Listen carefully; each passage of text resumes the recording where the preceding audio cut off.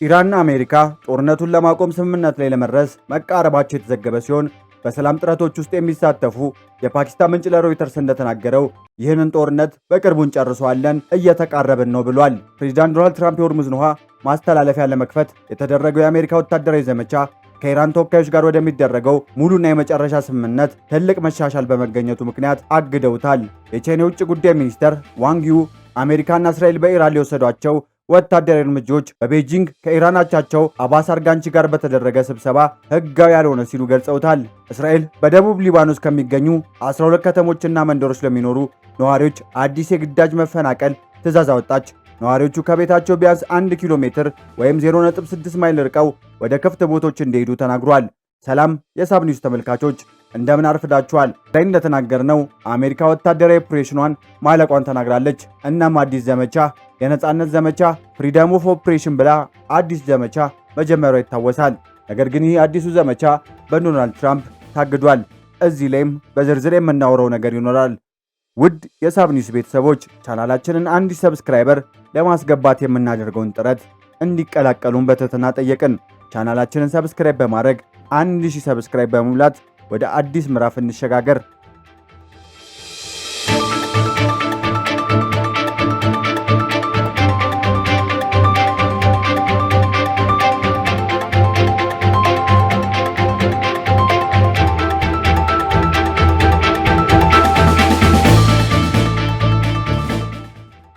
የአልጄዚራው ሬሱል ሳርዳር አታስ ከቴህራን እንደዘገቡት ምንጮች ከአሜሪካ ጋር የሚደረገው ድርድር በዚህ ወቅት የሚያተክረው በሆርሙዝ ውሃ መተላለፊያ ላይ ብቻ መሆኑና አሁን ባለው ሁኔታ በኒውክሌር ጉዳይ ላይ ምንም አይነት ንግግር እንደማይኖር ይናገራሉ።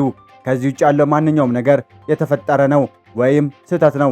እነዚህ አሳሳች የሆኑ የተፈጠሩ የሚዲያ ዘገቦች ናቸው ሲሉ ተናግረዋል። በዚህ ወቅት ስለ ኒውክሌር ፋይላቸው ወይም ስለ ክልላዊ የደህንነት ፖሊሲዎች ከአጋሮቻቸው ጋር ስላላቸው ግንኙነት ወይም ስለ ኢራን የሚሳኤል ፕሮግራም እየተደራደሩ መሆናቸውን አላረጋገጡም። እነዚህ ሁሉ አሁን እንደሚወያዩባቸውና ከውይይቱ ውጭ እንደሆኑ ይናገራሉ። ኢራን የ3 ደረጃ ሂደት እያቀረበች ሲሆን የመጀመሪያዎቹ በ30 ቀናት የሆርሙዝን ውሃ መተላለፊያ እንዴት እንደገና መክፈት እንደሚቻል ላይ ብቻ እንደሚያተኩሩ ተናግሯል። ስምምነት ከተደረሰ በኋላ የኒውክሌር ድርድሩ ሊጀምሩ እንደሚችሉ በመቀጠልም ከጎረቤቶች ሀገር ጋር የክልል ደህንነት ውይይት እንደሚካሄድ ገልጿል። ይሁን እንጂ የኢራን አብዮታዊ ዘብ የአሜሪካ ዛቾች ከከሸፉ በኋላ በሆርሙዝ በኩል የተረጋጋ ማለፍ እንደሚረጋገጥ ተናግሯል። የኢራን እስላማዊ አብዮት ዘበኛ አይአርጂሲ የባህር ኃይል በሆርሙዝ የባህረ ሰርጥ ለማለፍ ከመጡ አዲስ የኢራን ደንቦች ጋር በመተባበራቸው በኦማን ባህር ሰላጤ ውስጥ የሚገኙ የመርከብ ካፒቴኖችን ባለቤቶችን አመስግነዋል። አይአርጂሲ በመግለጫው በኤክስ ገጹ ላይ እንዳስታወቀው የወራሪ ዛቾች ከከሸፈና አዲስ ፕሮቶኮሎች ከተተገበሩ በኋላ በኤስኦኤች የሆርሙዝ የደህንነት ሰርጥ በሆርሙዝ የባህረ ሰርጥ ደህንነቱን የተጠበቀና የተረጋጋ ማለፍ ይረጋገጣል። አይአርጂሲ በቅርቡ የንጹህ መርከቦችን በባህር ሰርጡ በኩል በደህንነቱ በተጠበቀ ሁኔታ እንዲያልፉ መመሪያዎች ያወጣ ሲሆን ለአካባቢው የአሜሪካ ወታደራዊ ኃይሎች የታሰቡ የጦር መሳሪያዎችና ጥይቶችን የያዙ መርከቦችን እንደሚያግድ አስጠንቅቋል። ታዲያ ከዚህ መግለጫ በኋላ የአሜሪካው ፕሬዝዳንት ዶናልድ ትራምፕ ደግሞ በሌላ አዲስ መግለጫ ተከስተው ነበር። የዩናይትድ ስቴትስ ፕሬዝዳንት እንደተናገሩት ቴህራን የሆርሙዝ የባህር ሰርጥን ለመክፈት የተደረሰውን ስምምነት የምታከብር ከሆነ አሜሪካ የቦምብ ጥቃትን በኢራን ላይ እጅግ ከፍ ባለ ደረጃና ከፍተኛ ጥንካሬ እንደሚቀጥል አስጠንቅቋል። ትራምፕ በትሩዝ ሶሻል ገጻቸው ላይ ባሰፈሩት ጽሑፍ ኢራን ከተስማማችበት ጉዳይ ጋር እንደምትስማማ በማሰብ ይህም ምናልባት ትልቅ ግምት ሊሆን ይችላል። አስቀድሞ አፈ ታሪክ የሆነ ኢፒክ ፊውሪ ይበቃል። እንዲሁም እጅግ ውጤታማ የሆነው ማዕቀብ የሆርሙዝ የባህረ ሰርጥን ኢራንን ጨምሮ ለሁሉም ክፍት እንዲሆን ያስችላል ሲሉ ጽፈዋል። ካልተስማሙ የቦምብ ጥቃቱ የሚጀምር ሲሆን በሚያሳዝን ሁኔታ ከዚህ በፊቱ ከነበረው እጅግ ከፍ ባለ ደረጃ እና በከፍተኛ ጥንካሬ ይሆናል ብለዋል። ይሁን እንጂ የዩናይትድ ስቴትስ የውጭ ጉዳይ ሚኒስተር ማርክ ሩቢዮ ማክሰኞ ዕለት ለጋዜጠኞች እንደተናገሩት በየካቲት 28 የተጀመረውና የቀጠናው ግጭትና ያስከተለው በአሜሪካና በእስራኤል እየተካሄደ ያለው የኢራን ጥቃት ኦፕሬሽን ኢፒክ ፊውሪ ግቦችን በማሳካቱ ተጠናቋል። ዋሽንግተን አሁን የምትመርጠው የሰላም መንገድን ነው ብሏል። በዚህ ዕለት የአሜሪካው ፕሬዝዳንት ዶናልድ ትራምፕ የተቀረቀሩ መርከቦችን ከሆርሙዝ ውሃ ማስተላለፊያ ለማስወጣት የተካሄደው የአሜሪካ ወታደራዊ ዘመቻ ከቀን በፊት የተጀመረው ፕሮጀክት ፍሪደም መታገዱን አስታውቋል።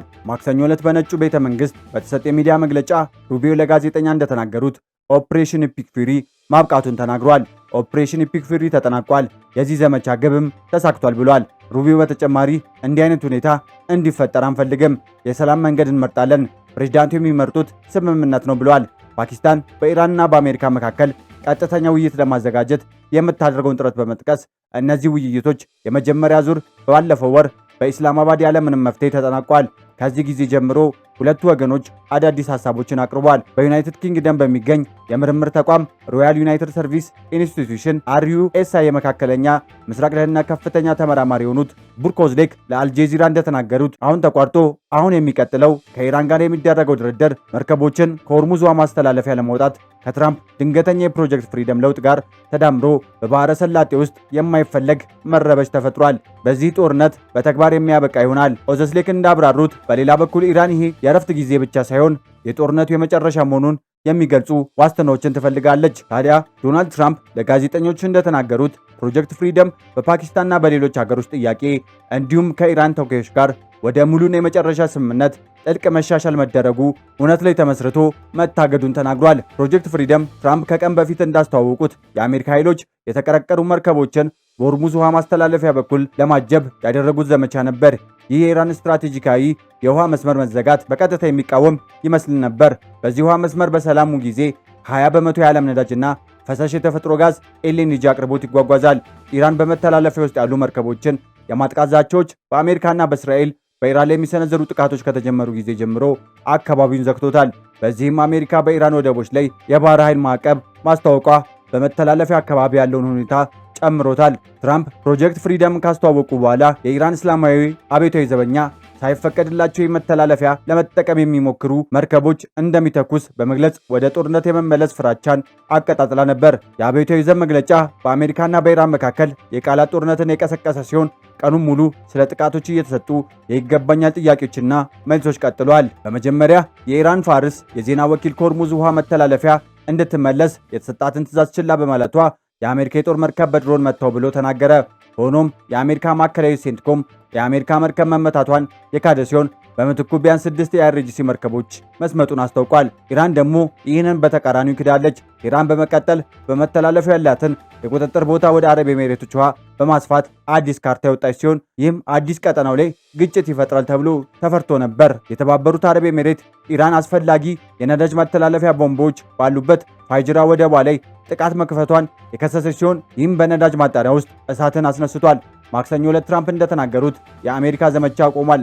ምንም እንኳ የአሜሪካ ማዕቀብ በሙሉ አቅሙና ተግባሩ ቢቀጥል ስምምነቱ ሊጠናቀቅና ሊፈረም ይችል እንደሆነ ለማየት ፕሮጀክት ፍሪደም የመርከቦችን እንቅስቃሴ በሆርሙዝ ውሃ መተላለፊያ ለአጭር ጊዜ እንዲታገድ በጋራ ተስማምተናል ብለዋል።